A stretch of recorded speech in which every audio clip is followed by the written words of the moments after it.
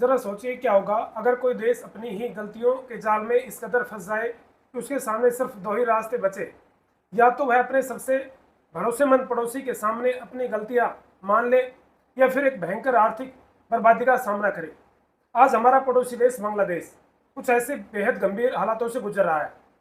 जितने भी मेरे व्यूवर्स हैं, आप भारत और बांग्लादेश के सीमा के हालातों से वाकिफ हैं, तो आप सबको पता है कि वहाँ किस तरह का तनाव चल रहा है। लेकिन भारत ने जो कूटनीतिक एक्शन लिया है उसने बांग्लादेश के अंदर हड़कंप मचा दिया है, उसकी नींद उड़ा दी है। इस पूरी कहानी की शुरुआत होती है एक बहुत ही बुनियादी ज़रूरत से, और वो बुनियादी ज़रूरत क्या है? चावल। इस समय बांग्लादेश को कम से कम 9 लाख टन चावल की सख्त ज़रूरत है। अगर ये चावल समय पर नहीं पहुंचा तो वहाँ एक बहुत बड़ा खाद्य संकट खड़ा हो जाएगा। इसी साल जनवरी में बांग्लादेश ने भारत से 2 लाख टन चावल यानी भुजिया चावल की मांग की थी, उबले हुए चावल की मांग की थी। लेकिन बात सिर्फ 2 लाख टन की नहीं है, उन्हें कुल 9 लाख टन चावल चाहिए।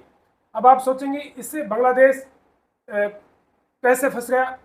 दरअसल जब जनवरी में उन्होंने चावल खरीदने की योजना बनाई थी तो उन्हें पूरा भरोसा था कि मई जून तक उन्हें IMF इंटरनेशनल मॉनेटरी फंड से 5.5 अरब डॉलर का लोन उन्हें पहली किस्त के रूप में मिल जाएगा।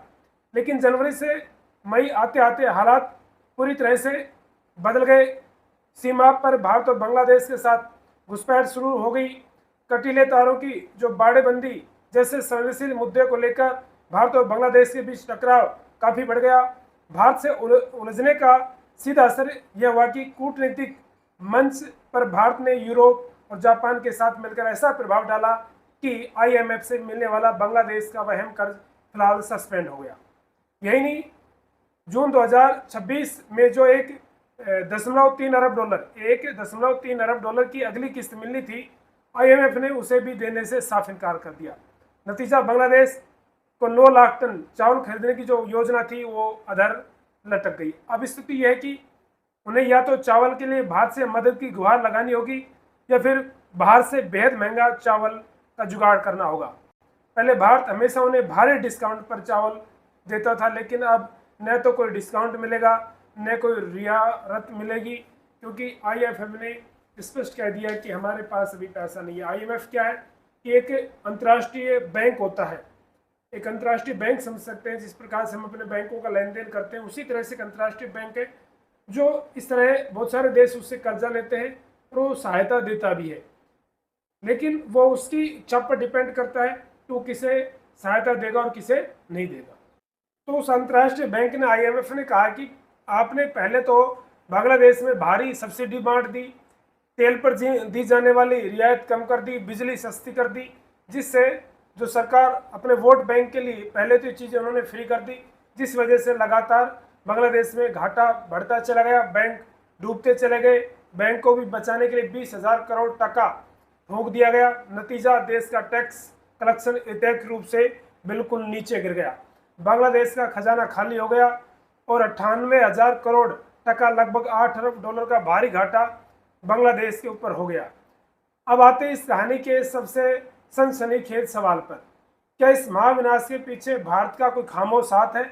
आपको क्या लगता है इस पूरे घटनाक्रम के पीछे जो IMF से कर्जा नहीं मिला बांग्लादेश को, क्या इसके पीछे भारत का हाथ हो सकता है? तो कमेंट सेक्शन में अपनी राय जरूर बताएं। वीडियो अच्छा लग रहा है तो लाइक भी कर लें, और इस तरह के विश्लेषण देखने के लिए आज ही और अभी मुझे फॉलो कर लें, सब्सक्राइब कर लें। तो बात करते हैं हम अब आगे। लेकिन असली कहानी कुछ और ही है। भारत से बिना वजह पंगा लेना बांग्लादेश को बहुत भारी पड़ा है। पहले भारत ने सीमा पर सख्ती की, फिर बांग्लादेश की माल ढुलाई ट्रांसशिपमेंट की सबसे बड़ी जीवन रेखा काट दी, और अब IMF जैसे शक्तिशाली अंतर्राष्ट्रीय मंच पर जहां भारत और उसके मित्र देश जैसे यूरोप और जापान का भारी दबदबा है, वहां से बांग्लादेश का पत्ता साफ करवा दिया। अब ये कोई इत्तेफाक नहीं है, ये एक सीधा और कड़क मैसेज है। अगर आप अपने सबसे बड़े और भरोसेमंद पड़ोसी के खिलाफ साजिश रचोगे तो तुम्हारे साथ यही असर होगा। कोई भी बैंक आपको कर्जा नहीं देगा।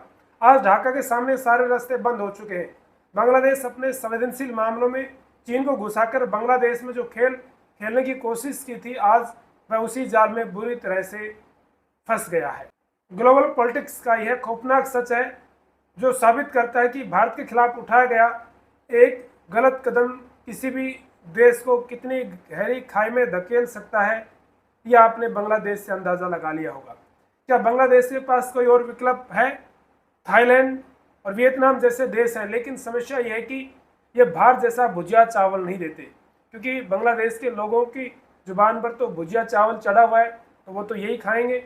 अब उन्हें सरकार से नहीं लेना, उनको नहीं पता कि क्या है क्या नहीं, हमें तो खाने के लिए भुजिया चावल चाहिए जो भारत ही दे सकता है। अब पाकिस्तान की बात करें तो उनकी खुद की अर्थव्यवस्था डूबी पड़ी है, वह उधार में चावल दे ही नहीं सकता। ऊपर से वहाँ से समुद्री रास्ते से ट्रांसपोर्ट का खर्चा इतना ज़्यादा आएगा कि जिसे उठाने की स्थिति में बांग्लादेश बिल्कुल भी नहीं है, और न ही वह एक साथ इतने पैसे चुका सकता है। भारत ने एक साथ कई कूटनीतिक प्रहार किए जिसने बांग्लादेश की कमर तोड़ करके रख दी है। भारत ने बांग्लादेश के ट्रांसपोर्ट शिपमेंट सुविधा पर रोक लगा दी है। पहले भारत ने उन्हें यह विशेष छूट दे रखी थी कि बांग्लादेश अपना सामान दुनिया भर में बेचने के लिए भारतीय रास्तों और भारतीय हवाई अड्डों का आसानी से इस्तेमाल कर सकता था। अब सुविधा के बंद होने से उनका पूरा एक्सपोर्ट सिस्टम बुरी तरह से प्रभावित हुआ है। अब आपके मन में सवाल उठ सकता है कि क्या इस मुश्किल में बांग्लादेश चीन के पास जा सकता है? तो सच्चाई है कि चीन कभी ऐसी सुविधा नहीं देता। चीन कभी भी नहीं चाहता कि उसके अपने सामान के सामने किसी और देश के माल को अंतर्राष्ट्रीय बाजार में तरजीह मिले, क्योंकि यदि चीन वहाँ पर आएगा तो बांग्लादेश वहाँ पर अपना सामान लेके जाएगा, तो चीन कभी नहीं चाहेगा कि किसी दूसरे देश का माल उसके देश में आके बिके। तो क्या होगा? तो दोस्तों, बांग्लादेश के सामने से सबसे बड़ा संकट सिर्फ कर्ज व्यापार या कूटनीति का नहीं है, सबसे बड़ी चिंता है देश के करोड़ों लोगों की रोटी का। क्योंकि किसी देश की अर्थव्यवस्था कमजोर होती है तो उसको सबसे पहला और सबसे दर्दनाक असर आम जनता की रसोई पर पड़ता है, और यही वजह कि बांग्लादेश को लेकर आने वाली रिपोर्टें चिंता बढ़ा रही है। विश्व स्तर पर खाद्य सुरक्षा की निगरानी करने वाली संस्थाओं के आंकड़ों के मुताबिक बांग्लादेश को खाद्य मुद्रास्फीति यानी फूड इन्फ्लेक्शन के उच्च जोखिम वाले देशों की श्रेणी में रखा गया है। लगातार कई महीनों से देश ऐसी सूची में बना हुआ है जहां पहले से आर्थिक खाद्य संकट से जूझ रहा है, यानी कि बांग्लादेश के हालात इससे भी ज़्यादा खराब हो सकते हैं आने वाले समय में। फिलहाल तो उसके हालात जो है खराब चल रही हैं। तो बांग्लादेश के लोगों की रसोई कैसे चलेगी, खाने की व्यवस्था कैसे होगी? सबसे बड़ा दुख इस बात का है कि वहाँ के बच्चों पर क्या असर पड़ेगा। वहाँ के बच्चे कुपोषण के शिकार हो जाएंगे अगर यही चलता रहा तो।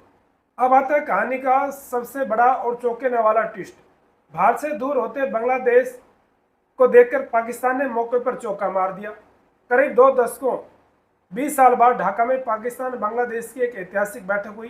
पाकिस्तान ने एक बड़ा कूटनीतिक दाव चलते हुए बांग्लादेश को ऑफर दिया है कि वह अपना माल दुनिया भर में बेचने के लिए सीधे पाकिस्तान के कराची बंदरगाह का इस्तेमाल कर सकता है। इसका सीधा मकसद क्या है? बांग्लादेश को भारत के रास्तों को, जो भारत के रास्ते बांग्लादेश अपना सामान ले जाता था, बेचता था, तो भारत ने बंद कर दिया, पाबंदी लगा दी कि हमारे यहाँ से आप बिल्कुल भी आ नहीं जा सकते। अब बांग्लादेश आज़ाद हो गया कि ठीक है, अब हम कहीं पर भी जाएं। तो पाकिस्तान ने ये मौके पर चौका मारने का प्रयास किया। देखो, पाकिस्तान ने, बहुत बड़ी बात है कि कहा पाकिस्तान अब चौका मार रहा है, और उसके साथ साथ चीन भी उसके साथ जुड़ रहा है, क्योंकि भारत ने तो दरवाजे बंद कर दिए। तो पाकिस्तान का ये ऑफर बांग्लादेश के लिए अपनी रणनीतिक आज़ादी वापस पाने का सबसे बड़ा हथियार बनकर उभरा है। इस योजना के तहत पाकिस्तान अपने प्रमुख बंदरगाहों कराची, ग्वादर और अन्य महत्वपूर्ण व्यापारिक केंद्रों को नए लॉजिस्टिक कॉरिडोर के जरिए खोल रहा है।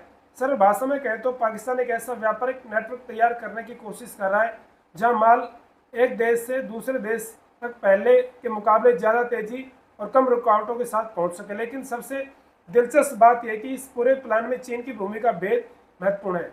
चीन और पाकिस्तान मिलकर ऐसे व्यापारिक रिश्तों को मजबूत कर रहे हैं जो मध्य एशिया के देशों Kyrgyzstan, Tajikistan, Uzbekistan, Tajikistan, Turkmenistan को सीधे पाकिस्तान के बंदरगाहों से जोड़ सके। यानी जो माल पहले लंबी और जटिल प्रक्रियाओं से गुजरता था, उसके लिए अब नए रास्ते तैयार किए जा रहे हैं। और यहीं से शुरू होती है असली जियोपॉलिटिकल की कहानी, क्योंकि यह सिर्फ कंटेनर और ट्रकों का खेल नहीं है, यह प्रभाव, पहुंच और क्षेत्रीय शक्ति संतुलन का खेल है। दुनिया के बड़े राजनीतिक थिंक टैंकों का मानना है कि हिंद महासागर आने वाले वर्षों में वैश्विक शक्तियों की सबसे बड़ी प्रतिस्पर्धा का केंद्र बन सकता है। कारण साफ है कि दुनिया का बहुत बड़ा समुद्री व्यापार ऊर्जा आपूर्ति इन्हीं समुद्री मार्गों से होकर गुजरती है। जो इन रास्तों को नियंत्रित करेगा उसकी वैश्विक प्रभाव उतना ही मजबूत होगा। इसलिए चीन अपनी समुद्री नेटवर्क तैयार कर रहा है, पाकिस्तान अपने बंदरगाहों को क्षेत्रीय बनाने में जुटा हुआ है, भारत अपने राजनीतिक हितों की रक्षा के लिए नए कदम उठा रहा है। अब यहाँ पर मैं आपको महत्वपूर्ण बात बता देता हूँ, जो सिली कॉरिडोर पॉइंट है वो यही है। इसकी हम चर्चा करेंगे, इस पर एक वीडियो लेकर आएंगे कि ये जो पूरी दुनिया जो समुद्री मार्ग की तैयारियां कर रही है, जिस प्रकार से हॉर्मुज जो ईरान अमेरिका जो युद्ध है, कुछ इसी तरह भारत भी अपनी तैयारी कर रहा है, जो आने वाले समय में भारत के लिए बहुत ही महत्वपूर्ण चीज साबित हो सकती है।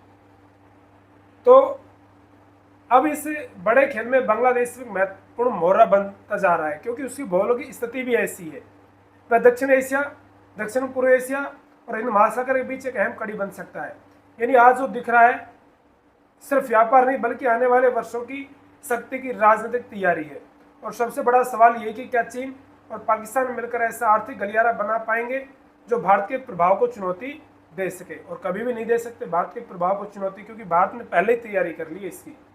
यानी कि बांग्लादेश कुछ बड़ा करे उससे पहले ही भारत ने अपना जो है समुद्री गलियारा मजबूत कर लिया है। अब बात आती है कि आने वाले कुछ साल इस सवाल का जवाब तय करेंगे। तो कुल मिलाकर कहानी का सार यह है कि भारत ने इस बार अपना कूटनीतिक फंदा इतना मजबूत कर दिया है कि बांग्लादेश को यह अच्छी तरह से समझ में आ जाएगा कि भारत के साथ बिना वजह टकराव मोल लेने के नतीजे कितने भारी पड़ सकते हैं। अब वीडियो खत्म करने से पहले मेरा आपसे एक सीधा और कड़क सवाल है, क्या भारत को बांग्लादेश को दी जाने वाली हर तरह की मदद और रियायत तब तक के लिए पूरी तरह से रोक देनी चाहिए जब तक कि वह चीन और पाकिस्तान से अपने रिश्ते खत्म न कर दे? कमेंट में अपना जवाब, अपनी राय जरूर रखें। या फिर अगर आप भारत के इस कड़े फैसले के समर्थन में हैं तो कमेंट में लिखें। अगर आपको लगता है कि नहीं, उन्हें एक मौका और मिलना चाहिए, तो लिखें हाँ, देखना चाहिए कि भारत को एक मौका और बांग्लादेश को एक मौका और देना चाहिए। तो कमेंट में अपनी राय जैसी भी है जरूर रखें। आज देखते हैं कमेंट बॉक्स में कितने लोग मेरे साथ खड़े हैं, भारत के साथ खड़े हैं, और कितने लोग चाहते हैं कि बांग्लादेश को एक मौका और मिलना चाहिए। और ऐसे सटीक विश्लेषण के वीडियो देखने के लिए आज ही मुझे फॉलो और सब्सक्राइब कर लें। और वीडियो अच्छा लगा है तो मेरे लिए प्लीज़ एक लाइक ज़रूर कर दें। जय हिंद, जय भारत।